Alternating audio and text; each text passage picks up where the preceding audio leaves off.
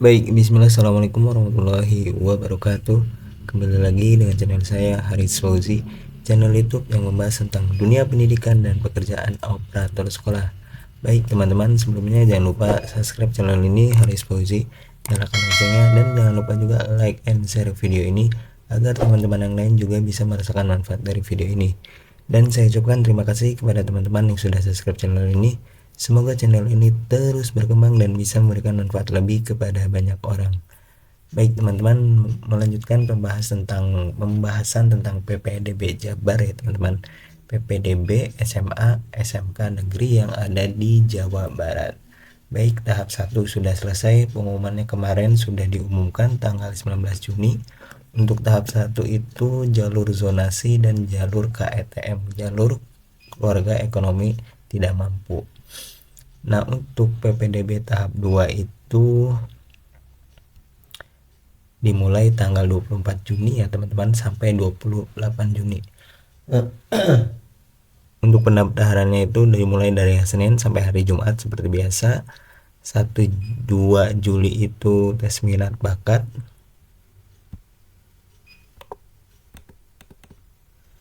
Tes minat bakat program bidang kalian SMK. Terus uji kompetensi prestasi kejuaraan bagi yang melaksanakan. 3-4 Juli itu ini untuk dewan sekolah yang ada di sekolah. Nah, pengumumannya itu tanggal 5 Juli untuk tahap 2. Dan sudah diumumkan juga di IG-nya Disdik Jabar ya teman-teman. Sama ini. Tanggal-tanggalnya sama juga, 5 Juli 2024 pengumuman, 8-9 Juli untuk daftar ulang PPDB tahap 2.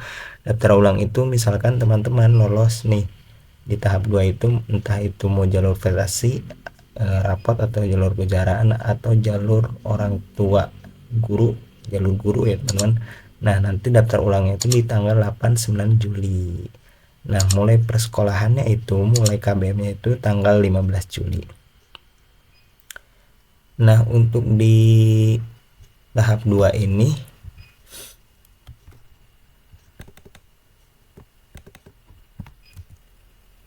untuk SMK itu berarti tinggal jalur perpindahan tugas orang tua, anak guru atau wali. Jadi jalur anak guru atau perpindahan guru orang tua atau jalur prestasi nilai rapot dan prestasi kejuaraan.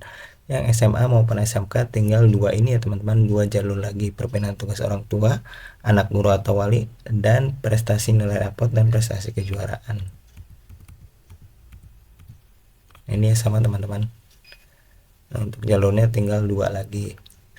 Oke, kita buka PDF-nya. Nah, ini jalur perpindahan tugas orang tua atau anak guru atau wali itu calon peserta didik mengikuti perpindahan dimulai orang tua wali karena perpindahan tempat tugas. Yang kedua, perpindahan tugas orang tua wali terjadi antar provinsi, kabupaten atau kota. Dibuktikan dengan surat tugas dari instansi, lembaga, kantor atau perusahaan yang memberikan tugas paling lama 1 tahun. Yang selanjutnya dapat digunakan bagi calon peserta didik anak guru ya teman-teman. Nah, ini misalkan anak guru itu kita menuju murid kita itu menuju tujuannya itu ke sekolah SMA 1 Bogor. Nah, salah satu gurunya itu dari murid kita, tenaga pendidik maupun tenaga kependidikan yang bertugas di satuan pendidikan yang dituju. Dibuktikan dengan surat keputusan dari kepala sekolah, lembaga tempat bertugas, orang tua calon peserta didik. Nah, untuk anak guru ini 99% akan masuk ya teman-teman, karena itu jalur anak guru. Nggak harus anak guru ya teman-teman, entah itu mau omnya, uaknya, masih ada hubungan family, insya Allah masuk ya teman-teman untuk anak guru, jalur anak guru. Selanjutnya, kuota jalur perpindahan tugas 5% dari keseluruhan CPD yang diterima. Kriteria jalur perpindahan orang tua, anak, guru, wali diatur dalam ketentuan yang ditetapkan satuan pendidikan sebagai implementasi manajemen berbasis sekolah. Seleksi jalur perpindahan tugas dengan mempertimbangkan tempat domisili calon peserta didik sesuai kepindahan tugas orang tua wali, jarak terdaftar dari domisili ke sekolah, dan usia calon peserta didik. Nah, itu untuk jalur perpindahan tugas orang tua atau anak guru atau wali.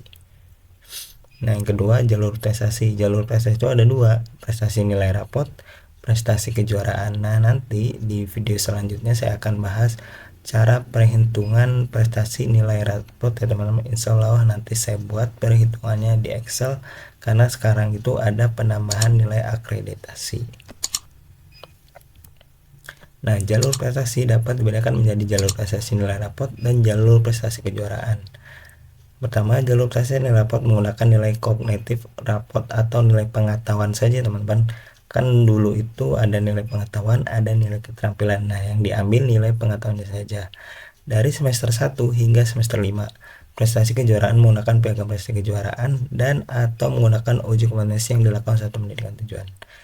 Prestasi kejuaraan berdasarkan nilai hasil perlombaan atau penghargaan kejuaraan di bidang akademik maupun non-akademik pada tingkat internasional, Asia, nasional, provinsi, atau tingkat kabupaten kota.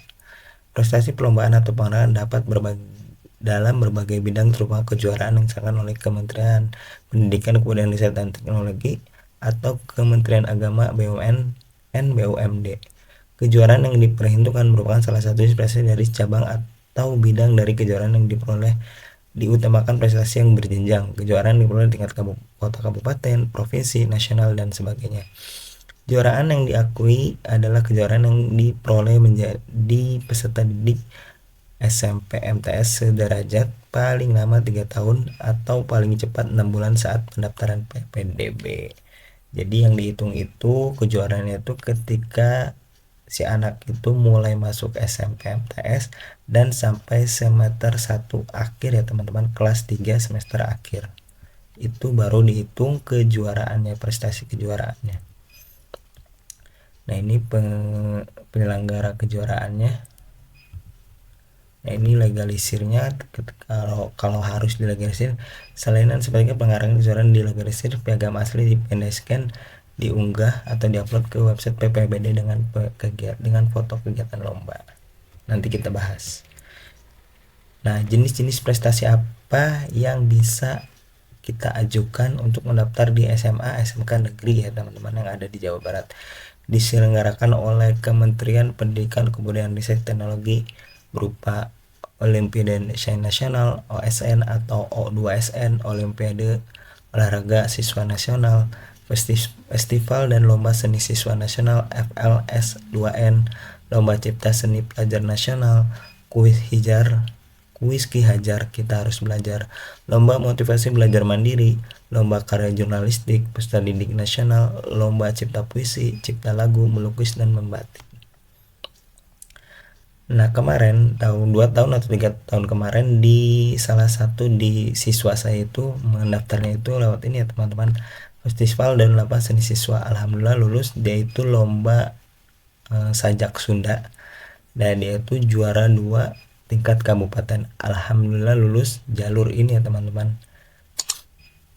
Diselenggarakan di luar Kementerian Pendidikan dan Teknologi, dapat berupa sains ilmu pengetahuan, teknologi tepat guna, seni musik, seni tari, seni suara, seni rupa, dan budaya, olahraga, kepramukaan, keagamaan, bela negara, palang merah remaja, pasukan pengiriman bendera,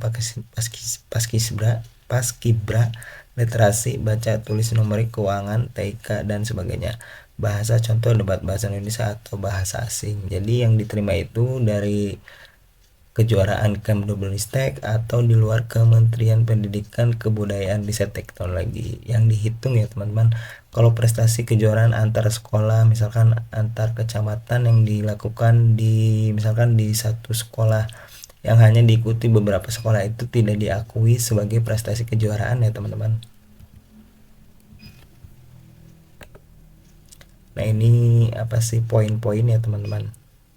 Ini lomba-lomba yang diadakan oleh Kementerian Agama, entah itu agama Kristen, Katolik, Hindu, Islam, Buddha, Konghucu, dan yang lainnya. Nah, ini yang penyertaan penghargaan prestasi hafidz Quran. Yang ingin kejuaraannya jalur tahfidz bisa ya teman-teman.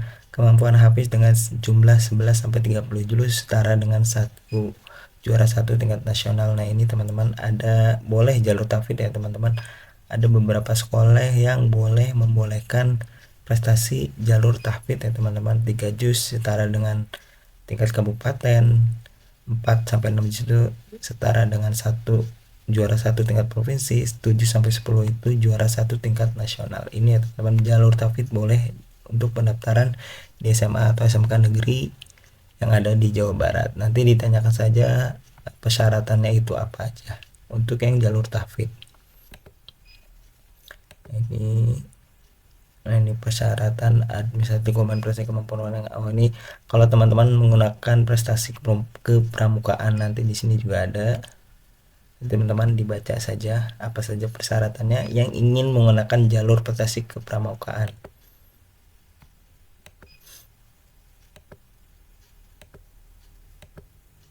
Nah, ini ada penyekoran prestasi kejuaraan. Nah, ini misalkan tingkat kejuaraan itu tingkat wilayah internasional, ada poin-poinnya ya teman-teman, skornya. Nah, ini skor ini menentukan siswa itu lolos atau tidak lolos ke sekolah yang akan kita tuju. Nah, ini jalur zonasi tidak perlu karena zonasi sudah ya teman-teman. Kita dokumen apa saja sih yang harus dipersiapkan. Nah, untuk jalur prestasi itu prestasi rapot ya teman-teman, data nilai rapot, aspek konektif atau konektif pengetahuan semua mata pelajaran satu semester pelajaran dari semester 1 sampai semester 5 bagi pendaftar jalur prestasi nilai rapot. Bukti atas prestasi akademik non akademik diperoleh kompetisi yang berdasarkan oleh, nah ini teman-teman yang sudah saya bahas tadi, yang dihitung apa saja.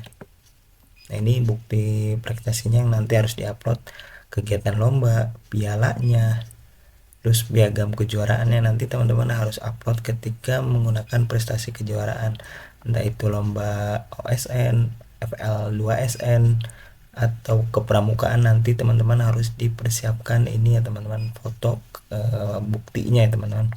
Untuk yang jalur rapot itu berarti nanti diupload dari semester 1 sampai semester 5 nilai pengetahuannya.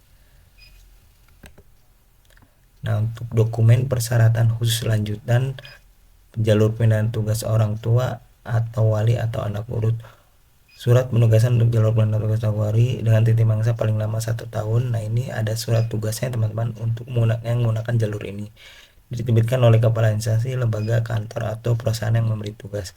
Perpindahan tugas orang tua wali hanya berlaku bagi perpindahan tugas antar provinsi, kabupaten atau kota.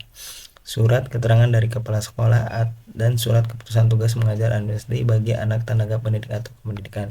Jadi ketika teman-teman menggunakan jalur ini harus diupload surat tugas orang tuanya, uaknya atau pamannya harus diupload, harus ada surat tugas dari instansi yang berkaitan. Nah, itu ya teman-teman, apa saja ada itu saja pembahasannya teman-teman untuk tahap kedua ini ya teman-teman. Diingat tanggal-tanggal pentingnya untuk tahap 2 itu dimulai tanggal 24 sampai 28 Juni. Kemarin itu belum bisa dibuka websitenya teman-teman, semoga hari ini tanggal 24 pagi jam 7 itu sudah bisa diakses dan bisa dimulai pendaftaran untuk di tahap 2 ini. Oke, itu saja dari saya, semoga dipahami, semoga dimengerti. Silahkan share video ini ke teman-teman yang lain agar teman-teman yang lain juga mendapatkan informasi terkait PPDB Jabar SMA SMK negeri yang ada di Jawa Barat, PPDB tahap 2. Oke, itu saja dari saya, dan tentunya jangan lupa juga subscribe channel ini Haris Fauzi, nyalakan loncengnya. Dan saya ucapkan terima kasih kepada teman-teman yang sudah subscribe channel ini. Semoga channel ini terus berkembang dan bisa memberikan manfaat lebih kepada banyak orang. Wassalamualaikum warahmatullahi wabarakatuh.